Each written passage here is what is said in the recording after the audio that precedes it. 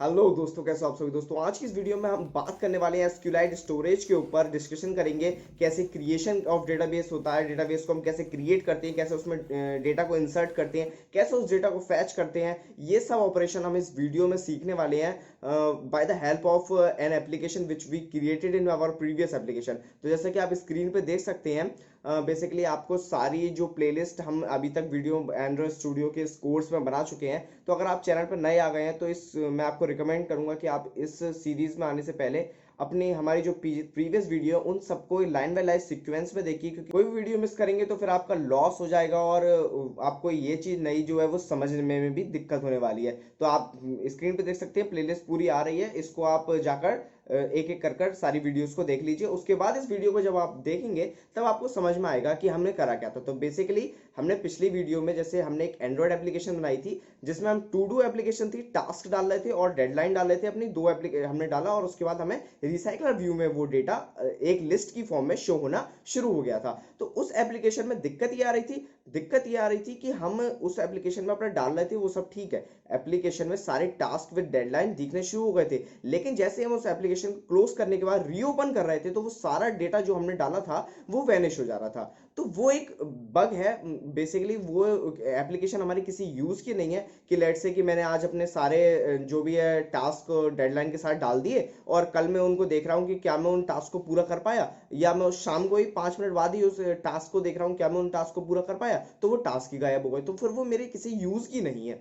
तो उसको use case का बनाने के लिए उस डेटा को जो मैं डाल रहा हूं उसको मेरे को किसी स्टोरेज में स्टोर करना पड़ेगा। तो डेटाबेस से अच्छा कोई स्टोरेज हो नहीं सकता, ठीक है। तो अगर मैं उसको टेक्स्ट फाइल में रखने के बाद किसी फाइल में सेव करूं एक्सटर्नल टेक्स्ट फॉर्म में, उसके बाद उसको फैच करूं, तो वो फाइल हैंडलिंग जैसे आपने अगर पढ़ा भी होगा डेटाबेस के बारे में, तो फाइल जो हमारी होती है, फाइल सिस्टम्स, वो ज्यादा बेनिफिशियल नहीं होती हैं। जो हमारे डेटाबेसेस होते हैं उनकी फंक्शनैलिटी फाइल सिस्टम से बहुत अच्छी होती है, ठीक है। तो file instead of writing and reading from file we will going to use SQLite storage. तो एसक्यूएलाइट स्टोरेज एक ओपन सोर्स स्टोरेज है जो एसक्यूएल के ऊपर बना हुआ है, एसक्यूएल क्वेरीज उसके थ्रू वो वर्क करता है, ठीक है। तो एंड्रॉइड के ऊपर नेटिव अपना स्टोरेज है उसका।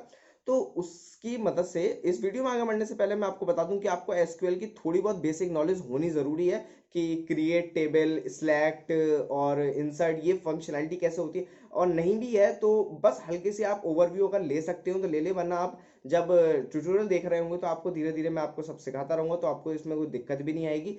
तो अगर जिन्होंने एक्सक्यूएल सीख रखी है उनके लिए थम्स अप है, थोड़ा एक एड ऑन मिल जाएगा। और नहीं भी सीखे तो टेंशन लेने की बात नहीं है, हम अपना काम कर लेंगे, ठीक है। तो स्क्रीन पर बढ़ते हैं और देखते हैं कि हमने पिछली एप्लीकेशन कैसे बनाई थी और कैसे हम उसमें एसक्यूएलाइट स्टोरेज का यूज करते हुए डेटाबेस कनेक्टिविटी करने वाले हैं। तो चलिए शुरू करते हैं। बेसिकली ये हमारा कुछ प्रीवियस एप्लीकेशन कुछ इस तरीके से था कि हमने रिसाइकलर व्यू को ऐड करा था विद आ ऐड बटन, ठीक है। इमेज बटन का हमने यूज करते हुए रिसाइकलर व्यू के साथ ऐड करा था और उसमें हमने लेआउट को डाला था, ठीक है। तो ये सब तो आपको पता ही था, अलर्ट बॉक्स वगैरह ये सब जो हमने बनाए थे। तो ये सब तो हमारा हो चुका था। अब हमें क्या करना है, अब हमें डेटाबेस क्रिएट करना है, ठीक है। तो डेटाबेस क्रिएट करने पहले सब ये सारी चीजें जो मैं क्लोज कर देता हूँ। तो डेटाबेस क्रिएट करने से पहले हमें क्या करना है, हमें ऐप में जाना है, जावा में जाना है और अपनी क्लासेस में आ जाना है, ठीक है। तो इस पैकेज के अंदर सबसे पहले हमें एक क्लास लगानी है, ठीक है, एक क्लास क्रिएट करनी है जो कि कॉटलिन की क्लास होगी। कॉटलिन हम यूज कर रहे हैं अपने एप्लीकेशन में। तो अभी होगी क्या, अब हमने इसको लिख देते हैं ऐप डेटाबेस या ऐप डीबी, ठीक है। ऐप डीबी का नाम दे देता हूं, आप अपने अकॉर्डिंग कुछ भी इसको दे सकते हैं। अब ये जो क्लास है बेसिकली जैसा आपने पढ़ा होगा इनहेरिटेंस का कॉन्सेप्ट, तो ये क्लास जो है वो इनहेरिट करने वाली है एसक्यूलाइट ओपन हेल्पर।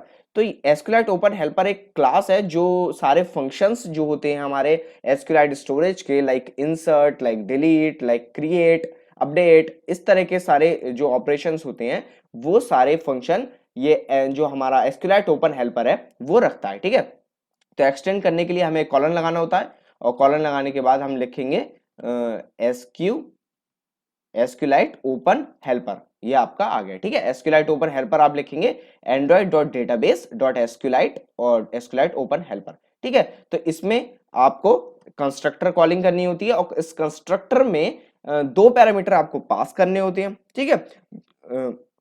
और इस कंस्ट्रक्टर में 4 पैरामीटर्स आपको पास करने होते हैं। वो 4 पैरामीटर्स क्या होते हैं, सबसे पहले तो आपका कंटेक्स्ट, जिस कंटेक्स्ट पर आप हैं, लाइक मेन एक्टिविटी या आप किसी और भी एक्टिविटीज में हैं, तो वो आपका कंटेक्स्ट आएगा।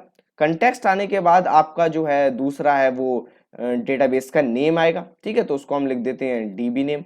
ये आपको अभी एरर थ्रो कर रहा है क्योंकि हमने इनको कहीं भी डिक्लेयर नहीं करा है, तो इनको हम जब डिक्लेयर करेंगे तो ये ठीक हो जाएंगे, ठीक है। तो कंटेक्स्ट और डेटाबेस का नेम, ठीक है, सबसे पहला पैरामीटर कंटेक्स्ट, आपने किस एक्टिविटी से इस डेटाबेस को कॉल करना है। उसके बाद आपका जो डेटाबेस है, मतलब लाइक आप एक एप्लीकेशन है उसके अंदर आपने एक डेटाबेस बना रखा है, मान लीजिए चैट का डेटाबेस, दूसरा बना रखा है यूजर का डेटाबेस, तीसरा बना रखा है आपने, मल्टीपल डेटाबेसेस हैं, तो कौन सा डेटाबेस आपको फैच करना है वो आप उसका नेम इधर देंगे, ठीक है। उसके बाद आपको एक कर्सर देना होता है कि किस लाइक इस डेटाबेस में आने के बाद किस रो पर ये पॉइंट करेगा। तो इसके लिए हम क्या करते हैं, हम अभी नल दे देते हैं, ठीक है, क्योंकि हम किसी पे भी अभी पॉइंट नहीं करवाना चाह रहे हैं, हम अपने अकॉर्डिंग कर लेंगे। उसके बाद आपको डेटाबेस का वर्जन देना होता है, ठीक है। वर्जन लाइक आप इनिशियल डेज में आपका होगा वर्जन 1।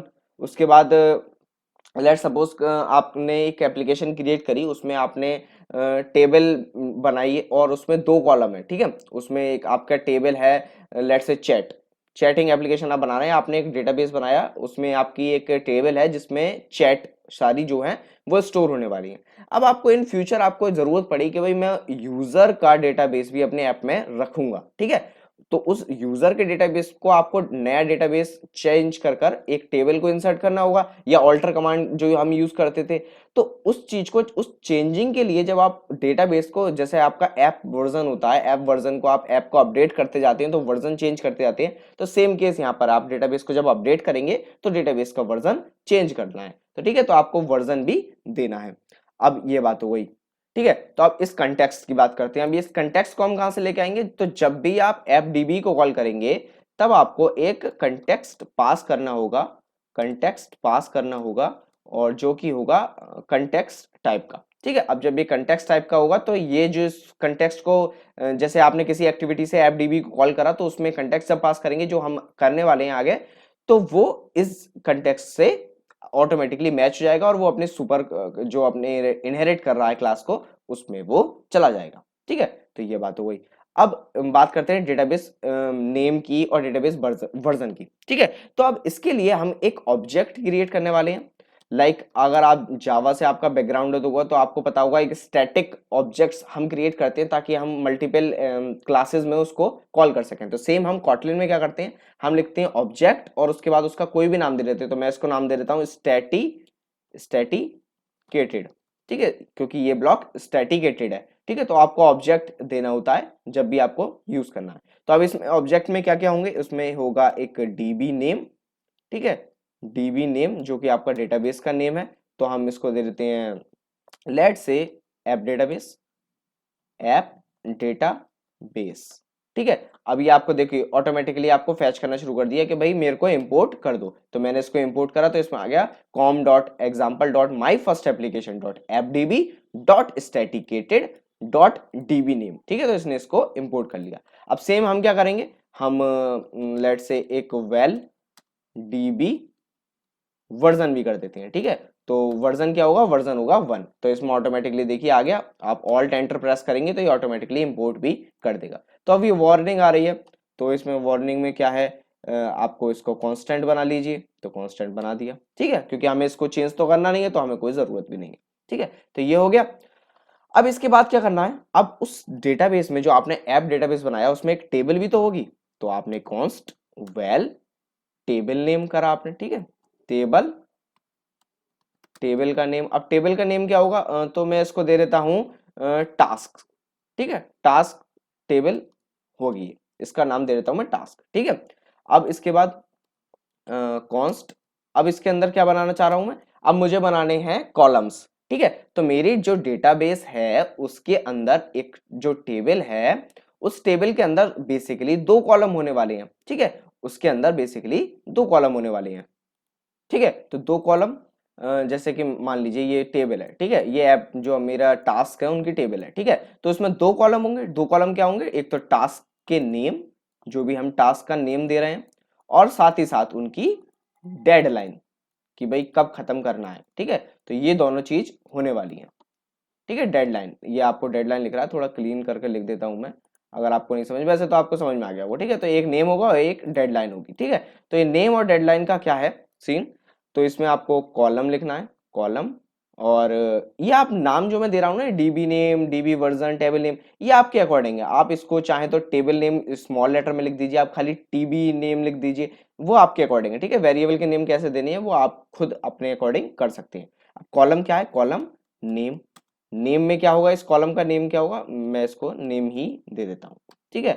और साथ ही साथ एक कॉन्स्ट वैल, एक और कॉलम होगा जो कि होगा आपका डेडलाइन, ठीक है, डेड लाइन, जो कि फिर से एक कॉलम होगा विद नेम डेडलाइन, ठीक है।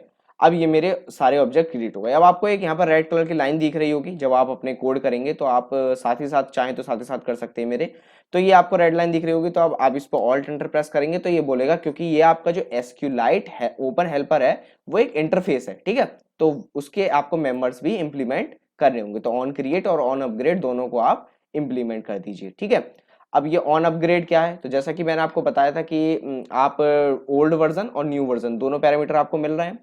तो आपके डेटाबेस में जैसे मैंने आपको बताया था कि एक डेटाबेस था पुराना वर्जन वाला, जिसमें आपका खाली चैट की डेटा टेबल थी, और एक नया वर्जन है वर्जन 2 या वर्जन 1.1, ये जो भी आपको देना है। 1.1 तो नहीं दे सकते क्योंकि आपका फ्लोट नहीं है, ये इंटीजर वैल्यू है, तो 2 वर्जन आपको देना होगा, ठीक है। तो नेक्स्ट वर्जन में क्या होगा, नेक्स्ट वर्जन में बेसिकली आपको नई टेबल जो होगी उसको आपको चेंज कर देना। तो ऑन अपग्रेड में वो आप जो भी फंक्शनैलिटी आपको टेबल में चेंज करनी होगी वो ऑन अपग्रेड में करेंगे, ठीक है।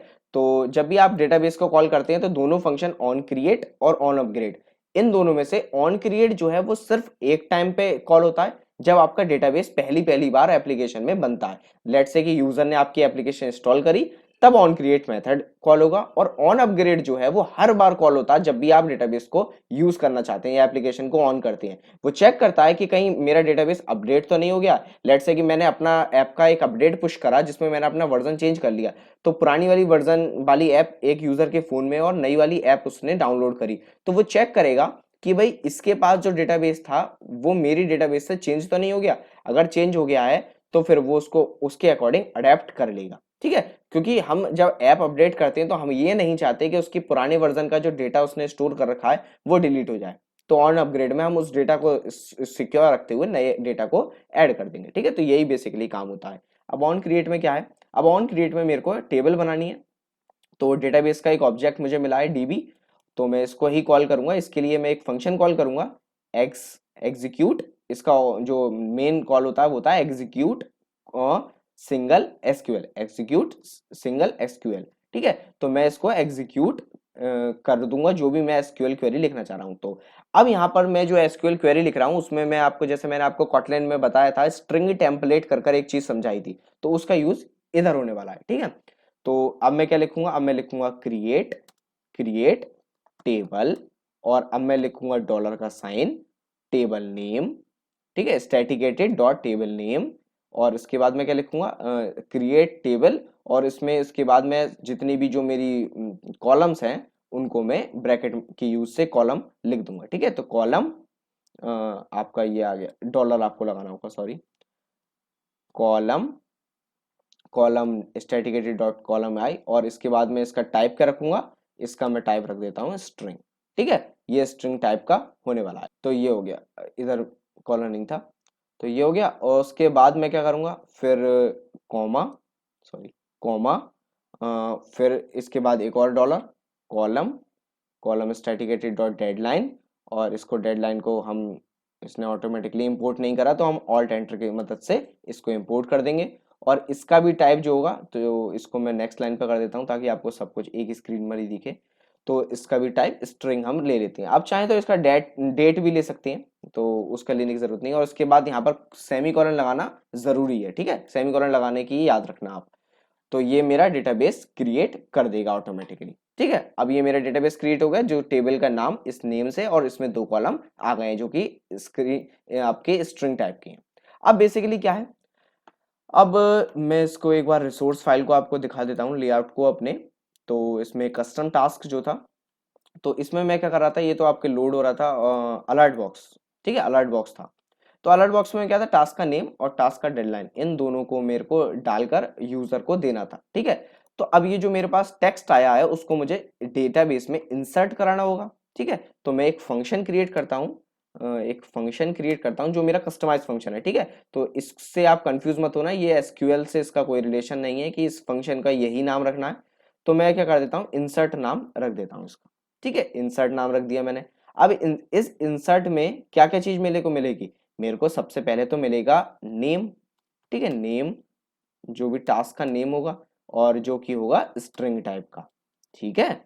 और उसके बाद दूसरा जो पैरामीटर वो मिलेगा मुझे, वो मिलेगा डेडलाइन, और जो कि अगेन होगा स्ट्रिंग टाइप का, ठीक है। ये दो फंक्शन मेरे आ गए। अब मुझे क्या करना है, अब मुझे बेसिकली एक चीज होती है, मैं एक वेरिएबल क्रिएट करूंगा या एक कांस्टेंट क्रिएट करूंगा, डीबी, जो कि डेटाबेस, और दिस, मतलब ये वाला, दिस डॉट राइटेबल डेटाबेस, ठीक है। राइटेबल डेटाबेस, क्योंकि मुझे अब डेटाबेस में कुछ लिखना है तो मैं दिस, मतलब जिस डेटाबेस में मैं हूं उसका राइटेबल डेटाबेस मुझे लाकर दे दो, ठीक है। तो ये आपको लाकर दे देगा उस डेटाबेस को। अब आपको क्या करना है, अब आपको एक लिखना है कंटेंट वैल्यूज, कि आपको उस कंटेंट की वैल्यूज क्या लेनी है, जो भी आपको कंटेंट डेटाबेस में डालना है उनकी वैल्यू क्या है। तो आपको एक उसका कंस्ट्रक्टर कॉल करना होगा, कंटेंट वैल्यूज, ठीक है। कंस्ट्रक्टर आपने कॉल कर लिया। अब ये जो है वो जैसे आप एरे लिस्ट वगैरह करते हैं तो उस तरह से आपका कॉल हो गया। अब ये जो है वो आपकी की वैल्यूज पेयर रखता है, लाइक अ मैप, ठीक है। तो आप इसमें सिंपल कर सकते हैं पुट, पुट के बाद आप इसकी की देंगे, की क्या होगी, नेम, और जो वैल्यू है उसमें आप नेम दे देंगे, ठीक है। तो ये हो गया। और उसी की तरह से कंटेंट डॉट पुट, पुट के बाद आप देंगे डेडलाइन, और उसमें डेडलाइन देते हैं, ठीक है। अब कंटेंट वैल्यूज में जब हमारी सारी डेटा आ गया है तो अब हमें डेटाबेस में उसको इंसर्ट कर देना है, ठीक है। अब इंसर्ट करने के लिए सबसे पहले तो हमें टेबल का नेम देना है सेम, कि किस टेबल में हमें उस वैल्यू को इंसर्ट करना है। अब दूसरा पैरामीटर जो होता है वो होता है नल कॉलम हैक, ठीक है। तो इसमें बेसिकली क्या चीज होती है कि आप जब डेटाबेस में या एसक्यूएल के थ्रू डेटाबेस में कोई भी वैल्यू को इंसर्ट कराते हैं तो कोई भी कॉलम जो है वो नल नहीं होना चाहिए, ये एक प्रॉपर्टी होती है, ठीक है।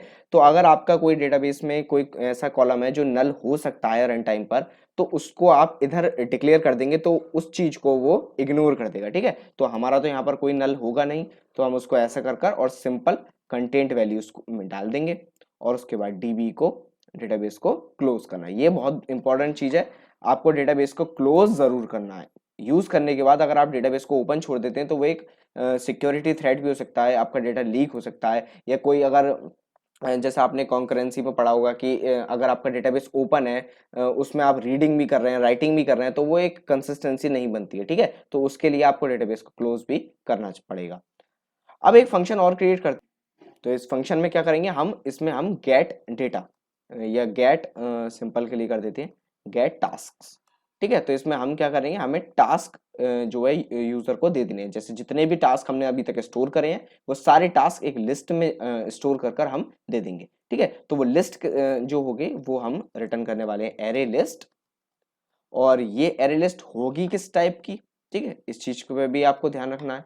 ये एरे लिस्ट जो है वो होगी आपकी टास्क टाइप की, ठीक है। तो टास्क जो हमने एक क्रिएट बनाया था ना यहाँ पर जो ऑब्जेक्ट, वही हमें यूज करना है, वो होगी टास्क टाइप की, ठीक है। तो ये आपकी एरे लिस्ट को रिटर्न कर देगा, और इधर हमें फंक लिखना, ठीक है। तो ये आपका टास्क बन चुका है। अभी आपको एरर इसलिए थ्रो कर रहा है क्योंकि आपको उसमें रिटर्न करना है, ठीक है। जो भी आपका डेटा है, तो मान लीजिए मैंने इसमें अभी एक एरे लिस्ट बनानी है, ठीक है। वेल और लिस्ट, लिस्ट जो है वो होगी एरे लिस्ट, ठीक है। एरे लिस्ट, और उसका एक कंस्ट्रक्टर कॉल करा, लेट्स से कि मैंने इसमें लिख दिया आपका, और इसका टाइप जो मैंने टास्क लिख दिया, ठीक है। तो ये आपका लिस्ट होगा, और उसके बाद में इसको रिटर्न कर देना है लिस्ट। तो वो कंस्ट्रक्टर कॉलिंग नहीं करनी थी हमें, सिंपल एरे लिस्ट को रिटर्न करेगा, ठीक है। तो ये हो गया। अब इसमें लिस्ट में मुझे डेटा को सारे को इंसर्ट कर देना है। अब उस डेटा को इंसर्ट कैसे करूंगा, सबसे पहले तो मैं क्या करूंगा, वही same dB dot this dot, अब इस बार मुझे रीडेबल डेटाबेस, क्योंकि मुझे खाली रीड करना है, राइट नहीं करना है, तो मैं राइटेबल की जगह रीडेबल करूंगा, ठीक है। तो उसके बाद मैं क्या करूंगा, मैं कर्सर बनाऊंगा अपना, जो कर्सर पॉइंट करेगा ईच एंड एवरी रो को। उसके बाद मैं क्या करूंगा, dB dot raw query, raw query में जनरेट करूंगा, वो क्वेरी क्या होगी, वो क्वेरी मेरे को लिखनी होगी, ठीक है। पहले तो वेल क्वेरी इक्वल टू, अब वो क्वेरी होगी select star from table name, ठीक है, फ्रॉम टेबल नेम, जो भी हमारे टेबल का नाम है, टेबल नेम, ठीक है। तो उससे सारी जो भी है वो आ जाएगा, और क्वेरी में मैं इसको पास कर दूंगा।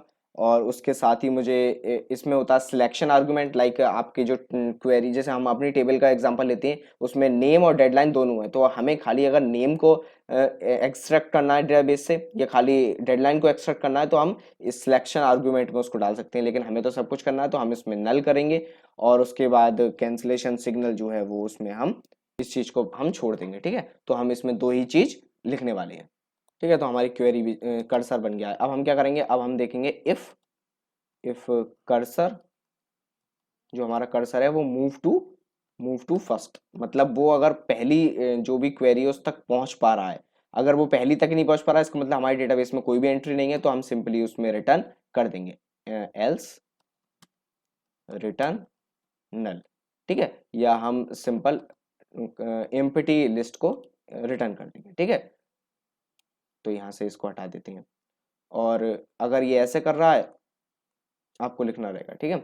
और अगर ये ऐसा कर रहा है तो आपको डू एक लूप चलाना है, वाइल कब तक चलाना है, जब तक कर्सर मूव टू नेक्स्ट, ठीक है, मूव टू नेक्स्ट मतलब अगली क्वेरी तक अगर जा पा रहा है, यानी कि हम पे और क्वेरीज हैं, तो हम उसको कर देंगे मूव टू नेक्स्ट, और उसको लूप को हम चलाते रहेंगे जब तक हम पे क्वेरीज, मतलब जब तक हम पे डेटाबेस में एंट्रीज हैं, तब तक हम उस लूप को चलाते रहेंगे, ठीक है। और उसके बाद हमें उस लिस्ट में ऐड करना है। ऐड क्या करना है, हमें ऐड करना है टास्क टाइप का एक ऑब्जेक्ट, जो कि होगा नेम और साथ ही साथ नेम और साथ ही साथ डेडलाइन, ठीक है, ये डेडलाइन। अब ये आपको नेम और डेडलाइन मिलेंगी कहां से, तो वो हम इस कर्सर की मदद से एक्सट्रैक्ट करेंगे, कर्सर डॉट गेट, ठीक है, get cursor dot get string, क्योंकि हमें स्ट्रिंग फैच करनी है और उसमें हमें कॉलम की इंडेक्स डालनी है। तो आप चाहें तो आप कॉलम की इंडेक्स 0 दे सकते हैं, लेकिन हम रिस्क नहीं लेते, ठीक है। तो cursor dot gate column index और थ्रो, आपको गेट कॉलम इंडेक्स नहीं करना है, खाली और थ्रो वाला मेथड भी यूज करना है, ठीक है। और कॉलम का नेम क्या है, कॉलम का नेम अपना तो वही है, कॉलम नेम, ठीक है। तो हमें इससे नेम आ जाएगा, और साथ ही साथ हमने डेडलाइन के साथ भी यही करना है, कर्सर डॉट गेट स्ट्रिंग, और उसमें हमें क्या पास करना है, उसमें हमें लिखना है cursor dot gate column index और थ्रो, और हमें कॉलम डेडलाइन, ठीक है। तो हमें टास्क जो हमारी लिस्ट में ऐड होता गया, और अब हमारी जो लिस्ट बनकर आएगी उसको हमें सिंपली रिटर्न कर देना है, ठीक है, सिंपली हमें उसको रिटर्न कर देना। अब आपको यहाँ पे एक वार्निंग दिख रही होगी, तो उस पर आप ऑल्ट एंटर करेंगे और ये कर देंगे, तो ठीक है, ये सिंपल आपका है। मैंने इसको आपको डायरेक्ट लिख के इसलिए दिखाया था क्योंकि आपको समझ में आ जाए, और मैं चाह रहा था कि आप खुद समझे कि ये जो वार्निंग है उसको रिजॉल्व कैसे हुआ। तो रिटर्न, तो वो चेक करेगा क्या ये मेरा मूव टू फर्स्ट है, अगर है तो ये आगे ऑपरेशन करेगा और रिटर्न कर देगा लिस्ट, और अगर नहीं है तो ये एम्प्टी लिस्ट को रिटर्न कर देगा, ठीक है। तो ये हो गया काम। और आप चाहें तो इसमें कुछ भी मत करिए और सिंपली लास्ट में नल रिटर्न कर देंगे तो अभी काम हो जाएगा, अगर आप एम्प्टी पे कोई वर्क नहीं। तो मैंने क्या करा, मैंने डेटाबेस क्रिएट करा, मैंने इंसर्ट फंक्शन बनाया, मैंने टास्क फंक्शन जो फैच करेगा वो फंक्शन बनाया, ठीक है। अब मुझे क्या करना है, अब मुझे बेसिकली अपनी मेन एक्टिविटी पे आना है। मेन एक्टिविटी पे ऐड फंक्शन जो है मेरा, ऐड जो वाला फंक्शन है, ठीक है। तो उसमें जब मैं अपने लिस्ट में कहां पर ऐड कर रहा था, मैं उसको ऐड कर रहा था इधर लिस्ट में, जो ऐड कर रहा था। तो बेसिकली मुझे क्या करना है, साथ ही साथ उस ऐड के लिए मुझे val db equal to app DB जो मैंने क्लास बनाई थी एप डीबी, और उसमें मुझे कंस्ट्रक्टर कंटेक्स्ट पास करना है जो कि दिस होगा, और db डॉट इंसर्ट जो मैंने फंक्शन बनाया था, db डॉट इंसर्ट, सॉरी मैंने शायद इंसर्ट फंक्शन प्राइवेट कर दिया है, यस मैंने इंसर्ट फंक्शन प्राइवेट कर दिया है, तो उसको मैं एक्सेस नहीं कर पा रहा था। तो इंसर्ट फंक्शन को हमें पब्लिक करना है, ठीक है, इंसर्ट, तो ये आ गया। और उसमें मैं नेम क्या डालूंगा, नेम मेरा जो ऊपर मेरे को है वही, और उसके बाद डेडलाइन, str, तो मेरा ये डेटाबेस में इंसर्ट भी हो गया। ठीक है, तो डेटाबेस में इंसर्ट हो गया, मेरे को कोई टेंशन नहीं, अब मेरा उसमें स्टोर रहेगा। अब मुझे गेट लिस्ट कहाँ पे यूज करना है, जब मैं यहाँ पे लिस्ट जो कर रहा हूँ ना, एक एम्प्टी लिस्ट बना रहा हूँ, तो मुझे बस यही काम करना है, val db equal to app DB, और मुझे कंटेस्ट में दिस करना है। उसके बाद क्या करना है, आप चाहें तो ये डीबी को ग्लोबल वेरिएबल ले लें सेम इसकी तरह, और दोनों में सेम जगह यूज कर लें, लेकिन आप नहीं भी करते हैं तो कोई इशू वाली बात नहीं है। ठीक है, तो और डीबी डॉट गेट टास्क, और इस टास्क जो एक लिस्ट रिटर्न करेगा उसमें आप क्या करेंगे, उसको इस लिस्ट में स्टोर करा देंगे। ठीक है, और यहाँ पर आप वेर कर देंगे। ठीक है, क्योंकि वेरिएबल है, तो उसमें जब स्टोर कराएंगे, जब आप एडेप्टर कॉल करेंगे तो वो नल लिस्ट की बजाय आपकी ये वाली लिस्ट को कॉल करेगा। ठीक है, नल लिस्ट की बजाय आपकी ये वाली लिस्ट को कॉल करेगा, जो आपके टास्क होंगे तो वो ऑटोमेटिकली उसको फैच करेगा। तो चलिए जल्दी से इस एप्लीकेशन को रन करते हैं और देखते हैं क्या आउटपुट हमें मिलने वाला है। तो ऐप इंस्टॉल हो चुकी है, और जैसा कि मैंने एक टेस्ट के लिए एक जो टास्क है उसको ऐड कर दिया है, तो अब मैं ऐप को रीओपन करता हूँ और आपको दिखाता हूँ कि कैसे उसके अंदर जो हमारा डेटा है वो ऑटोमेटिकली सेव्ड रहता है। तो देखिए आपका ये रहता है, तो मैं एक टास्क आपको और कर कर भी दिखा देता हूँ। तो लेट्स से, ठीक है, असाइनमेंट, और इसको हम करेंगे 6 PM। ठीक है, तो इसको हम ऐड करेंगे असाइनमेंट 6 PM। अब मैं इसको बैक कर देता हूँ, ऐप को क्लोज कर देता हूँ। ठीक है, और ऐप जो है वो मेरी क्लोज हो चुकी है। अब मैं इसको ऐप को रीओपन करता हूँ, और जब मैंने ओपन करा तो मेरी जो ऐप है वो ऑटोमेटिकली फैच कर लिया उसने सारा का सारा डेटा। ठीक है, डेड ऐड और असाइनमेंट, ये तो ये हमारा जो एप्लीकेशन है वो ठीक वर्क कर रहा है, बिल्कुल जो भी हमने रिक्वायर था डेटाबेस में हमारा इंसर्ट हो रहा है, डेटाबेस से हमारा जो है डेटा फैच हो पा रहा है। तो आई होप ये आपको चीज़ समझ में आई होगी। तो आई होप आपको ये चीज़ समझ में आई होगी, कैसे हमने एसक्यूलाइट से टेबल क्रिएट करी, कैसे हमने डेटा को इंसर्ट करा, कैसे हमने उसको फैच करा। ये सब आपका क्लियर हो गया होगा, बेसिक कंसेप्ट आपके सब क्लियर हो गए होंगे। एसक्यूलाइट आपको कैसे ऐड करना है अपने प्रोजेक्ट में, वो सब समझ में आ गया होगा। ये हमारा प्रोजेक्ट कंप्लीट हो चुका है। तो आगे हम देखेंगे कुछ और चीज़ें, लाइक हैंडलर और लूप, और ये सब चीज़ें हम लूपर वगैरह, ये सब चीज़ें हम देखने वाले हैं अगली वीडियोस में। तो अगर आपको ये वीडियो अच्छी लगी हो तो इस वीडियो को लाइक कीजिए, अपने दोस्तों के साथ शेयर कीजिए, कमेंट मुझे बताइए अगर आपको इसमें कोई दिक्कत आई हो, मैं उसको सॉल्व करने की पूरी कोशिश करूंगा। और मेरे चैनल को सब्सक्राइब कर लीजिए, और बाकी की अगर आपने वीडियोस नहीं चेकआउट करी है तो उनको भी जाकर चेकआउट कर सकते हैं। हमारे टेलीग्राम ग्रुप को ज्वाइन कर लीजिए, उसमें भी हम डिस्कशन करते हैं। तो मिलते हैं आपसे अगली वीडियो में, तब तक के लिए गुड बाय।